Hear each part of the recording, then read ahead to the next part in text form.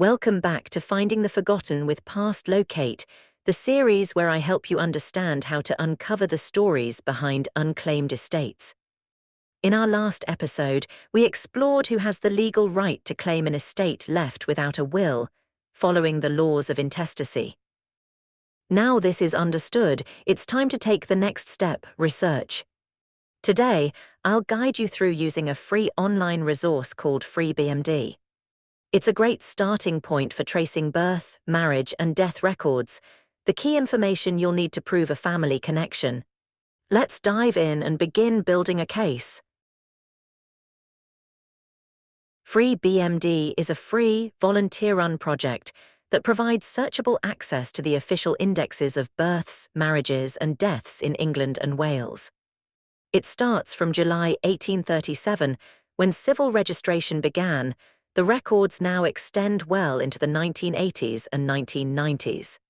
The project is still ongoing, with the long-term aim of FreeBMD is to fully transcribe and digitize the entire General Register Office Index, making it freely accessible to the public. While you won't find full certificates on the site, you will get essential information, names, dates, registration districts, and the volume and page numbers you need to be able to order the official records. For anyone tracing family history or building a case for an unclaimed estate, FreeBMD is an essential starting point, and best of all, it's completely free to use. Here's the family tree we'll be using as our example in this video. Just to be clear, this is a completely fictional family. Any resemblance to real people is purely coincidental. You'll see we've included names, birth and death dates, and marriage details for the people in the tree. Now we're going to take a closer look at how this tree unfolds. Our starting point is Simon. In 2005, Simon married Marie Peters. Marie's a big fan of family history. She's already traced her own tree, and now she's ready to explore her husband's side. She knows that Simon's mum sadly passed away in 1990, long before she and Simon met. But his father, John White, is still around, and he could be a valuable source of information. Marie also knows that Simon's grandmother, Sally, died before Simon was even born. But since John was married to Simon's mum while Sally was still alive, he might have known her and remember some useful details. So how does Marie begin her research? Let's take a look. Marie starts her search by looking up her husband's birth record. She heads over to FreeBMD and selects the births category. She knows his full name is Simon White and that he was born in 1982. Now, although she's pretty sure it was June 1982, she decides to search the entire year just to be thorough. The search results confirm that Simon was born in Dudley, and they also show his mother's maiden name, Black. Next, Marie wants to find details about her mother-in-law's death. She knows she passed away in 1990, so she enters that information into FreeBMD's death section. The result shows that Jane died in Birmingham. Now Marie wants to look up Jane's marriage to John White. She knows John's full name, of course, and from Simon's birth record, she now knows Jane's maiden name was Black. She also knows they were married in 1980. When she runs the search, it confirms the marriage. She talks to John about her findings, and he tells her Jane was born in 1960. This means Marie can now look for Jane's birth record. She finds it, and it tells her that Jane's mother's maiden name was Cook. So now she wants to go one generation further, looking for the marriage between Sally Cook and Jacob Black. John isn't quite sure when Sally and Jacob got married, but since Jane was born in 1960, Marie estimates the marriage must have been sometime in the late 1950s.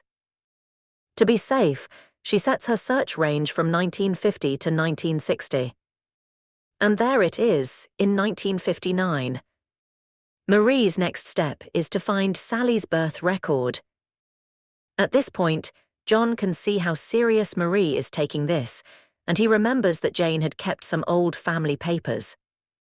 Among them, he finds both Sally's birth certificate and her marriage certificate. Still, Marie wants to double-check everything using FreeBMD. She searches for a birth record for Sally Cook, born in 1939. The result matches. Sally was born in 1939 and her mother's maiden name was Edwards. Thanks to the birth certificate Marie already has, she also knows her full name was Nora Cook, née Edwards. At this point, Marie has gathered quite a lot of information. So she decides to start building out the family tree, but before that, she's going to organize everything neatly in a spreadsheet. Marie has used FreeBMD before for her own family research, so she is familiar with the search screen, but even for experienced users, it's easy to overlook just how many powerful search options are available right here on the main screen. Let's take a closer look. At the top, you can see the main search categories: births, marriages, and deaths, and the All Types option if you're not sure where your record might fall. FreeBMD is built on the civil registration indexes of England and Wales, covering events from the second quarter of 1837 onwards. These records are a great starting point, especially when tracing modern family lines backward or verifying family connections for an unclaimed estate. Now, one thing to remember: names are not always recorded exactly how you expect. Spelling variations, clerical errors, or changes over time can make straightforward searches a little tricky.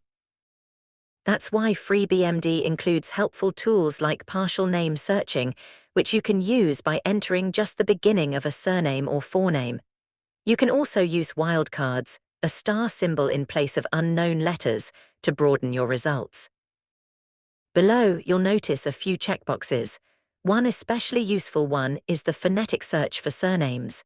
This can be a lifesaver when dealing with unusual spellings or if you're unsure whether the name was spelled correctly in the records. If you're unsure about exact dates, try thinking in terms of approximate ages and life events. For example, if someone was born in 1950, it's likely they married sometime after 1968, assuming they were at least 18 years old. But to be thorough, you might want to extend the range back a couple of years to 1966, just in case they married at 16, which was legal but much less common. This flexibility lets you build a wider picture without missing potential matches. Now, if your search brings back too many results, don't worry, there are ways to narrow things down. One effective method is to filter by registration district. These are geographical areas where events were officially recorded. You might search broadly by county like Yorkshire or Essex, or get more specific by focusing on a particular district like Leeds, Hackney, or Liverpool. This is especially helpful if you already know where someone lived or where an event took place. In the birth section, you'll also see an option to search by mother's maiden name. This is particularly helpful if you're trying to identify siblings. This is only for records after 1912, when these details were recorded on FreeBMD. If you leave the forename blank and search by surname and mother's maiden name, you might uncover a list of children born to the same parents in the same area over a number of years. That gives you a pattern, and once you identify the earliest sibling, it can suggest a likely marriage year just before that date, giving you a good estimate for tracking down the parent's marriage record. FreeBMD doesn't include the certificates themselves, but it gives you the reference details you'll need to order them if you plan to make a claim. The year, quarter, registration district, volume, and page number will need to be used on the Government Registry Office forms. This is where a research log comes in handy, just like the one Marie is building. It doesn't have to be fancy. A simple spreadsheet or notebook will do, or even good old-fashioned pen and paper. Each time you find a possible match, jot down the full entry details. You might also note relationships or theories. Marie is starting to think that she will next look for the 1939 census for Nora and Fred Cook, to see where that might lead her. FreeBMD is just the beginning of the journey. It gives us clues, names, dates, and locations, the breadcrumbs we need to start building a bigger picture.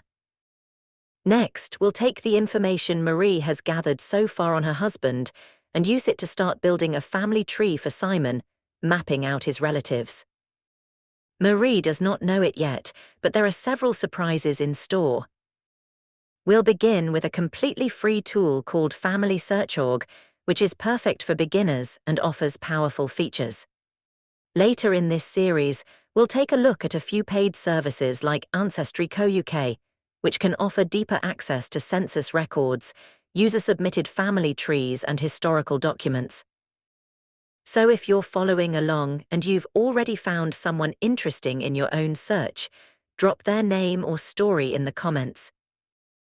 And don't forget to like and subscribe. It helps others discover these tools, and you'll be the first to know when the next episode is out.